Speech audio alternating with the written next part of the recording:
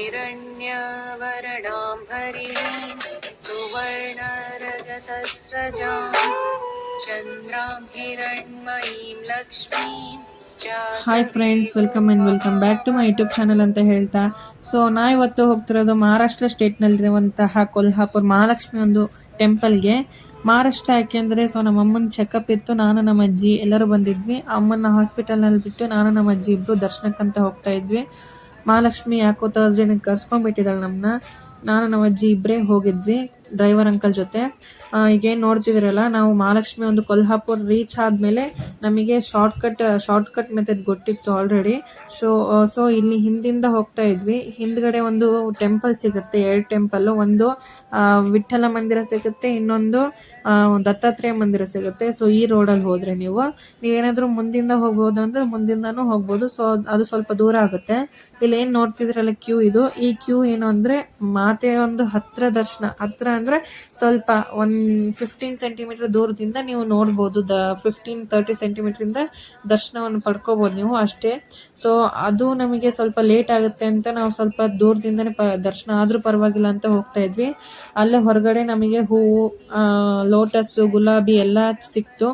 ನೀವೇನಾದರೂ ಹಣ್ಣು, ಕಾಯಿ ಮತ್ತು ಸೀರೆ ಮಾತೆಗೆ ಏನಾದರೂ ತೊಗೊಳೋದಿದ್ರೆ ಹೊರಗಡೆನೆ ತೊಗೋಬೋದು. ಸೊ ಈಗ ಇದೇನು ನೋಡ್ತಿದ್ದಾರಲ್ಲ ಫುಲ್ ಹೆಬ್ಬಾಗ್ಲು ದಾಟಿ ಹೋದರೆ ನಿಮಗೆ ವರಾಂಡ ಸಿಗುತ್ತೆ. ದೇವಸ್ಥಾನದಿಂದ ದರ್ಶನ ಪಡ್ಕೊಂಡು ಬಂದುಬಿಟ್ಟು ನೀವೇನಾದರೂ ಫೋಟೋಸು, ಏನಾದರೂ ವಿಗ್ರಹಗಳೇನಾದರೂ ತೊಗೊಳೋದಿದ್ರೆ ತೊಗೋಬೋದು. ಅಥವಾ ನೀವು ದೇವಸ್ಥಾನಕ್ಕೆ ಹೋಗೋಕ್ಕಿಂತ ಮುಂಚೆ ನೀವು ಹೂವು, ಕಾಯಿ ಏನಾದರೂ ತೊಗೊಳೋದಿದ್ರೆ ಇಲ್ಲೇ ತೊಗೋಬೋದು ನೀವು. ಇದೇನು ನೋಡ್ತಿದ್ದೀರ ದೇವಸ್ಥಾನದ ಒಂದು ಮುಖ್ಯ ದೇವಸ್ಥಾನ. ನಾನು ಆವಾಗಲೇ ತೋರಿಸಿದ್ನಲ್ಲ ಅದು ಕ್ಯೂ. ಈ ಕ್ಯೂ ಬಂದು ಇಲ್ಲಿ ಸೇರುತ್ತೆ.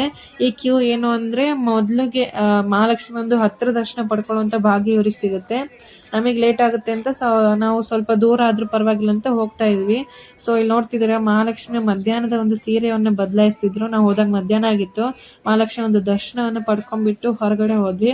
ಸರ್ವಮಂಗಳ ಮಾಂಗಲ್ಯೆ ಶಿವೆ ಸರ್ವಾರ್ಥ ಸಾಧಿಕೆ ಶರಣ್ಯೆ ತ್ರ್ಯಂಬಕೆ ದೇವಿ ನಾರಾಯಣಿ ನಮೋಸ್ತುತೆ. ಸೊ ಮಾತೆ ಜಗನ್ಮಾತೆ ವೈಕುಂಠವನ್ನು ತೊರೆದು ಕರವೀರ ನಿವಾಸಿಯಾಗಿ ಬಂದ ಒಂದು ಕಥೆಯನ್ನು ನಿಮ್ಮ ಜೊತೆ ಹಂಚ್ಕೋಬೇಕು ಅಂತ ಅನಿಸ್ತಿತ್ತು. ಸೊ ಹಂಚ್ಕೊತೀನಿ ಇವಾಗ. ಸೊ ಒಂದು ಸಾರಿ ಏನಾಗಿತ್ತು ಅಂದರೆ ಭೃಗು ಮಹರ್ಷಿಗಳು ವೈಕುಂಠದಲ್ಲಿ ಶ್ರೀಮನ್ ನಾರಾಯಣ ಮತ್ತು ಲಕ್ಷ್ಮಿ ಇಬ್ಬರು ಏಕಾಂತವಾಗಿ ಮಲಗಿರುವಾಗ ಏನೋ ಒಂದು ಕಾರಣದಿಂದ ಭೃಗು ಮಹರ್ಷಿಗಳು ಬಂದು ನಾರಾಯಣನ ವಕ್ಷಸ್ಥಳಕ್ಕೆ ಕಾಲಿನಿಂದ ಒದ್ದುತ್ತಾರೆ. ಸೊ ಆಗ ಲಕ್ಷ್ಮಿಯು ನಾರಾಯಣನ ಎದೆಯಲ್ಲಿ ವಾಸವಿರುತ್ತಾಳೆ. ಆಗ ತನ್ನನ್ನು ಅಪಮಾನಿಸಿದ್ದಕ್ಕೆ ಮಹರ್ಷಿಗೆ ಶಿಕ್ಷಿಸಿ ಮಹಾಲಕ್ಷ್ಮಿಯು ಭೂಲೋಕಕ್ಕೆ ಬಂದು ಕೊಲ್ಹಾಪುರದಲ್ಲಿ ನೆಲೆಸುತ್ತಾಳೆ. ಸೊ ಇಲ್ಲಿ ತಾಯಿ ತಪಸ್ಸನ್ನು ಆಚರಿಸುತ್ತಾ ಭಕ್ತರನ್ನು ಹರಿಸಲು ಸ್ಥಿರವಾಗಿ ನೆಲೆಸಿದ್ದಾಳೆ ಎಂಬುದು ನಂಬಿಕೆ ಆಗಿದೆ. ಇದೇನು ನೋಡ್ತಿದ್ದಾರೆ ಇದು ಪ್ರಸಾದದ ಹಾಲು. ಪ್ರಸಾದ 12 to 3 PM ಅಷ್ಟೇ ನಿಮಗೆ ಓಪನ್ ಇರುತ್ತೆ. ತುಂಬ ಎಲ್ಲ ಸಿಸ್ಟಮ್ ಆಗಿದೆ ಅಲ್ಲಿ. ನೀವೇನು ಒಂದು ಪ್ರಸಾದವಾಗಿ ಏನೂ ಒಂದು ಚೂರು ಬಿಡೋ ಆಗಿಲ್ಲ. ಎಲ್ಲವನ್ನು ಖಾಲಿ ಮಾಡಿಕೊಂಡು ನೀವು ಅಲ್ಲಿ ತಟ್ಟೆಯನ್ನು ತೊಳೆಕಿಡಬೇಕು. ನೀವೇನಾದರೂ ಬಿಟ್ಟಿದ್ರೆ ಅಂದರೆ ಮತ್ತೆ ವಾಪಸ್ ತಿನ್ನೋಕೆ ಕಳಿಸ್ತಾರೆ. ಆ ಥರ ಅಲ್ಲಿ ಪದ್ಧತಿ. ಸೊ ಎಲ್ಲ ಕಡೆನೂ ಅದೇ ನಡಿಬೇಕು ಅಂತ ನಾನು ಕೇಳ್ಕೊತೀನಿ.